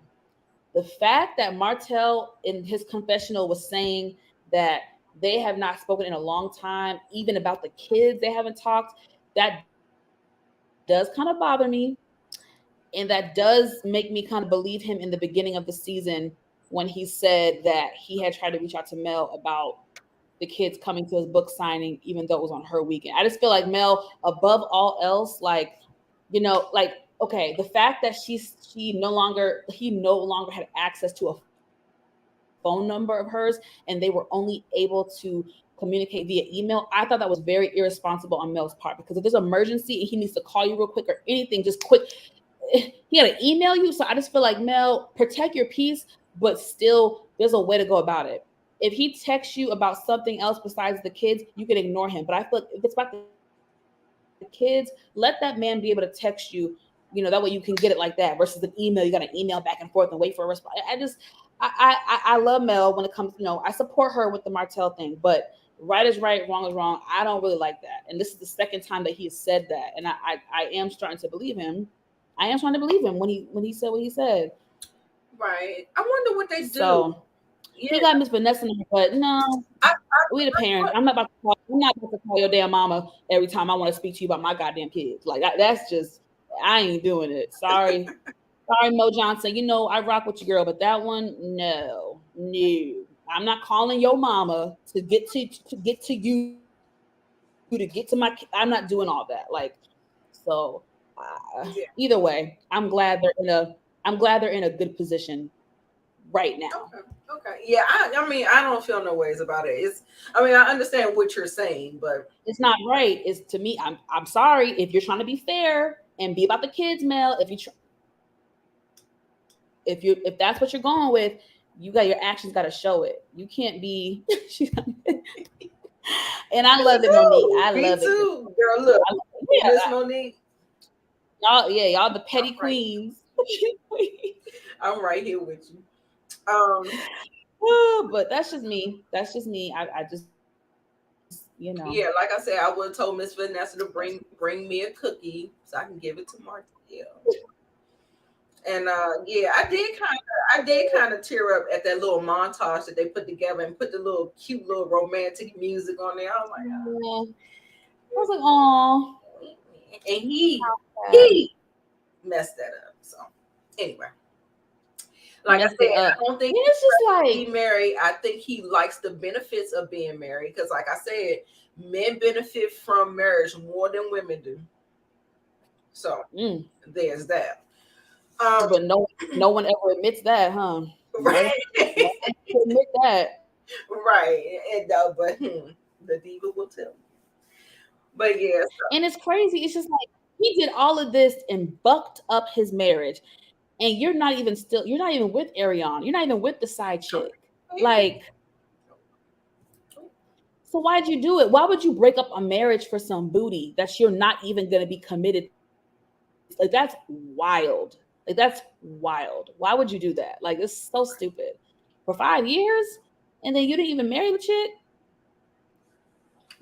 And she did something. Her name popped up. I gotta watch the video, but I guess she posted something really petty to take a dig at Mel. I think she did like yesterday or today. Right, talking about he's still something. Calling. This is after their the vacation that Mel and Martell had.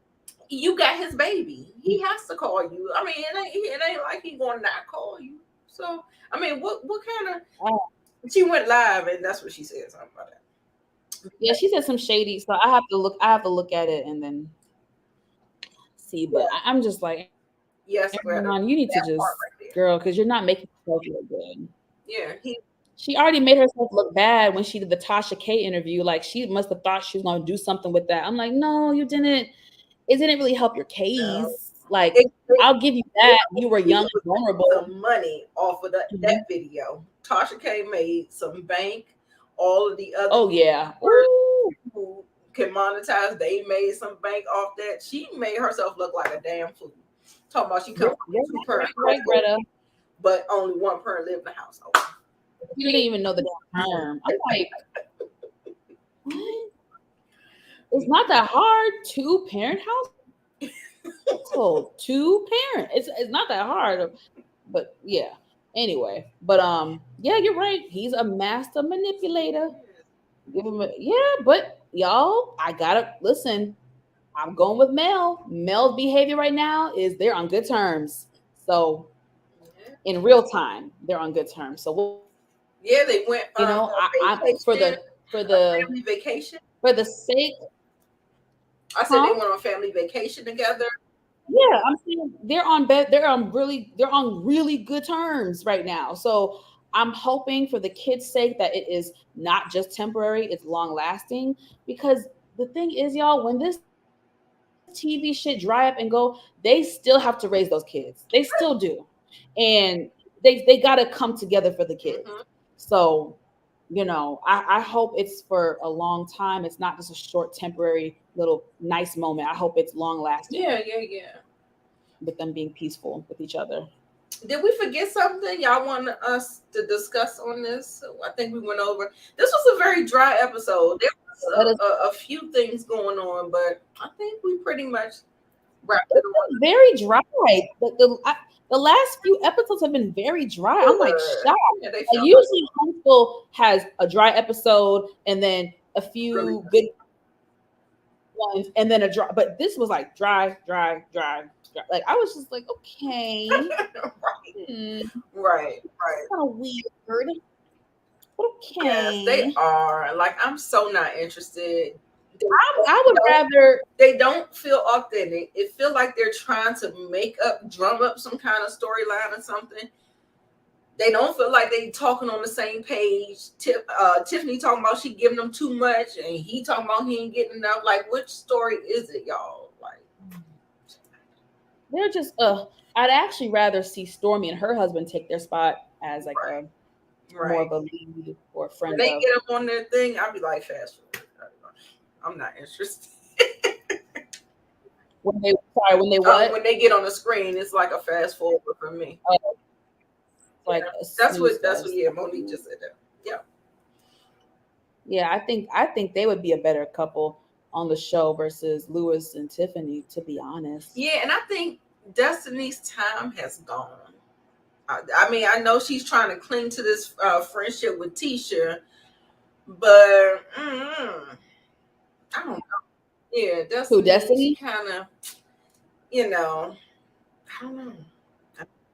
I'm gonna be honest, y'all. I like Destiny. I like her too. I can't sit here and I don't know, because everybody on that cast has a good and bad. Like everybody on that cast has flaws and everything, even Mel. So I can't. To me, Destiny's first season, I could not stand her because she came off aggressive. She came off like a nasty attitude. She came off stank. So her first season, I think everybody didn't like her. A lot of people did not like her first season. But then she started to grow on me. And y'all, I'm sorry, I still feel like with this the fallout between her and Mel, I'm not saying one person is right, but I do feel like she has some valid points as well. I feel like she has some valid points, and something really does speak to Mel's character and how she's with friends and how quick she is to, like, I don't know, dismiss people. And Mel she doesn't really take accountability often. So I feel like there's blame on both ends, and Destiny does have some valid points in her case against Mel. Y'all said bye, Destiny. I'm on the train with that as well, because she doesn't really go.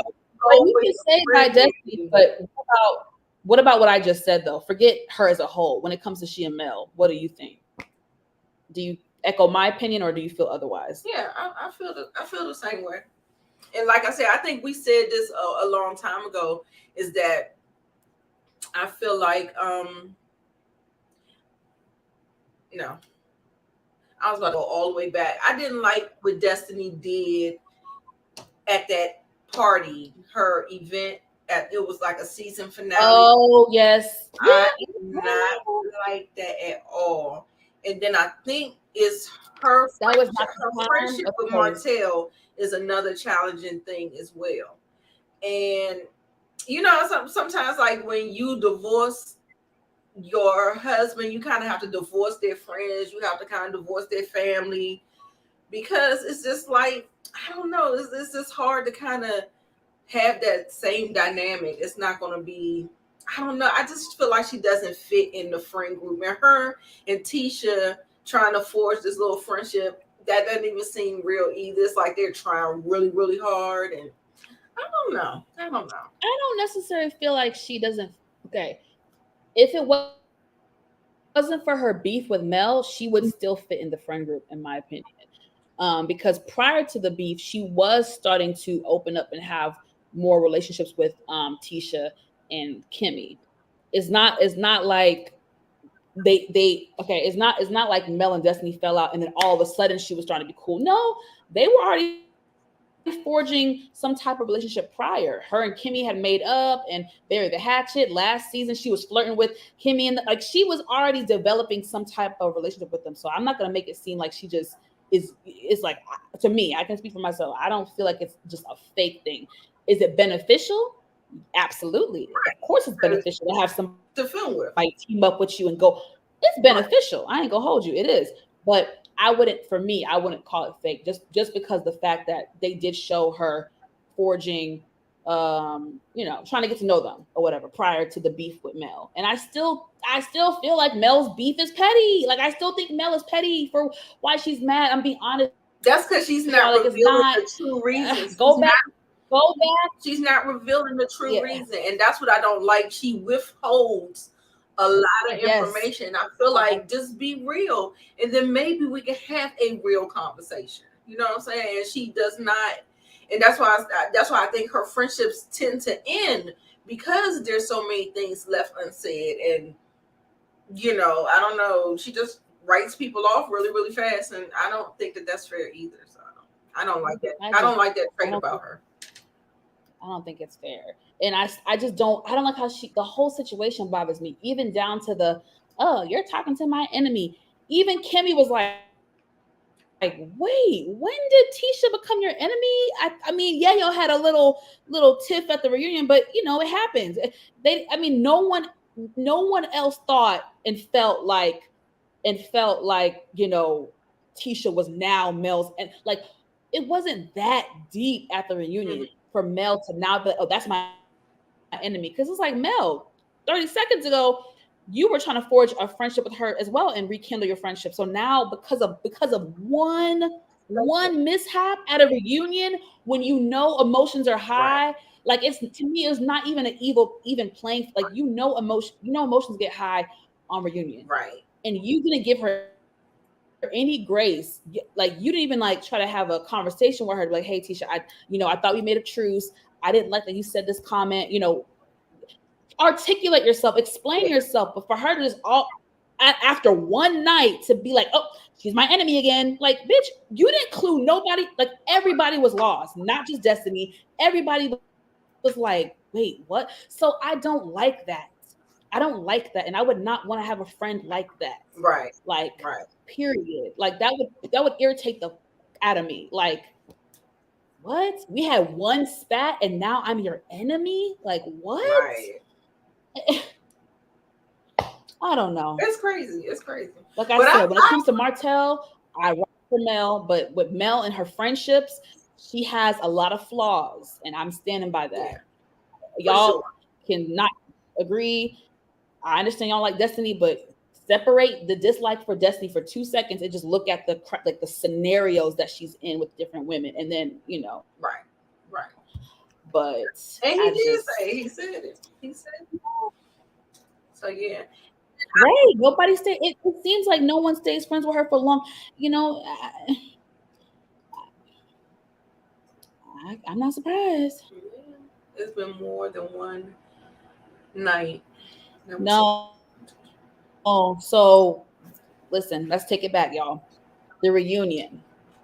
Up until the reunion, Mel and Tisha were cool. They were still rekindling their friendship. Remember, they were cool.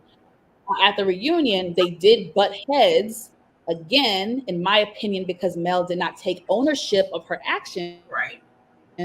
They butted heads when Tisha said to Mel again on the reunion stage, "You try to destroy my marriage." You know, they got into that spat. And because Mel just can't see past her own ways sometimes, she didn't say, "Well, Tisha, I didn't mean to, but whatever I said that bothered you, I'm sorry." She couldn't do that, right? So that's what I'm saying. They did not have any arguments prior to the reunion last year. That's what I'm saying. So literally after that reunion day, it was like she branded Tisha her enemy. And that's what I'm saying. It was that one night. It was that one incident, and all of a sudden, enemy. And that's why the cast, i.e. Destiny, i.e. Tisha, i.e. Kimmy, were all surprised. Like, oh, wait, when did enemy? Oh, when did that happen? It just because of one incident. So that's what I'm saying. We know they have a past prior, but they made a truce. They made a peace. Right. You get what I'm saying? So the reunion, I just felt like, damn, girl, give some grace, have a conversation for her, you know. And right. You don't and know she should know that during a reunion, we're rehashing these kind of fresh feelings. And I think you have to go in knowing that and try not to get pushed back into that bad space again. And yes, Carlos was being messy. Carlos was trying to get the answers that he needed. And unfortunately, I think because you weren't being rational with that whole thing, we're talking about the issue, don't mean we're going back there. I think she should have just kind of handled that a little bit differently. You have to be mature when you walk in there, because Kimmy said the same thing. She said she had a conversation with Maurice's baby mother, I can't think of her name, and said that Kiowa, we are getting ready to talk about these issues again. I just don't want you to be offended because we have to talk about it. And that's just that. And I think she should know that. 3 seasons in, I think we should know. And I think Mel is Mel is really bothering me with that Tisha thing, because even if you don't feel like you were trying to destroy her marriage, she feels that way. So why don't you apologize for the way your actions made her feel? Even if you think her statement is a little bit dramatic and extreme, you still made her feel a way. So just apologize for hurting her feelings and contributing to the negative comments on social media that they were received. Like, Mel, you are too smart of a woman to not understand that. I don't like when people don't take accountability for their actions. And that's why I'm getting passionate about it, because Mel has done this a lot, and then she'll play mind games with people and try to come on now. I like you, Mel. I'm with you when you're right, but I'm gonna tell you when you're wrong. And I don't like that mind game shit that she pulls and trying to be, well, I didn't say that, I didn't do that. I mean, I didn't do that. And I hate all of that. Just say, I'm sorry. Right. I'm sorry I hurt your feelings, Tisha. I'm sorry. Anything negative I said about your marriage that could have caused you any pain, I apologize. Boom. That's it. Right. Like I mean, come on now. I don't like that.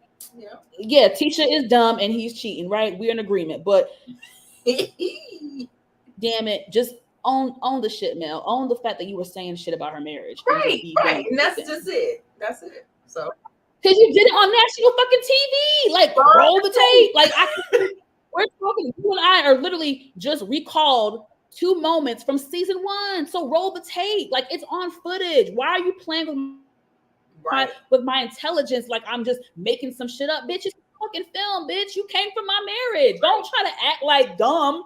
Like, I don't like that. You're playing with my intelligence. And when people do that, that's when I'm no longer Zen Monique. I turn up like I'm turning up now because I know people like that in real life. And that shit irks me. Yeah. Like, girl, it's on footage. Yep. And yeah, she has a really big problem with accountability. So yes. And I mean, it comes with maturity, I guess. I don't know. I don't think that she is interested in being friends with Tisha, and that's why she's not going to own it. So I think that's where we're at with it. So, so we want to thank you guys so much. Oh, go ahead. I was reading Monique's question. That's a good question. If Mel were to apologize to Tisha, do you think Tisha would stop bringing that up, like Kiki doing to Tisha? Yo, that's funny. You know, I guess we'll never know. A part of me does feel like if Mel took ownership, she would not keep bringing it up. But then again, she could, because I don't know. I'm 50-50. You bring up a good point. If Mel apologized, would Tisha really let it go? That's a good question. Right. That's a good question. I don't know. I'm 50-50 with it. I know I'm 50-50 with it. All right, y'all. We're going to go ahead and we've been on here for 2 hours. Thank you so much. I know everybody didn't stick around for the most part, but we love the ones who did. Inga, my girl, you've been in the chat. Thank you so much. Monique Johnson, you've been coming with the points, girl, because I was, look, we here. Monique Johnson was LSW. Montana Max came through. Terica, Savannah. We appreciate you, HEA, everybody. Ron, that was Miss K. She was up in the place or whatever.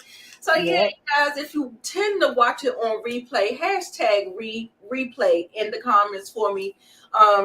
Tell me how you felt about how the men don't hold the other men accountable in DC.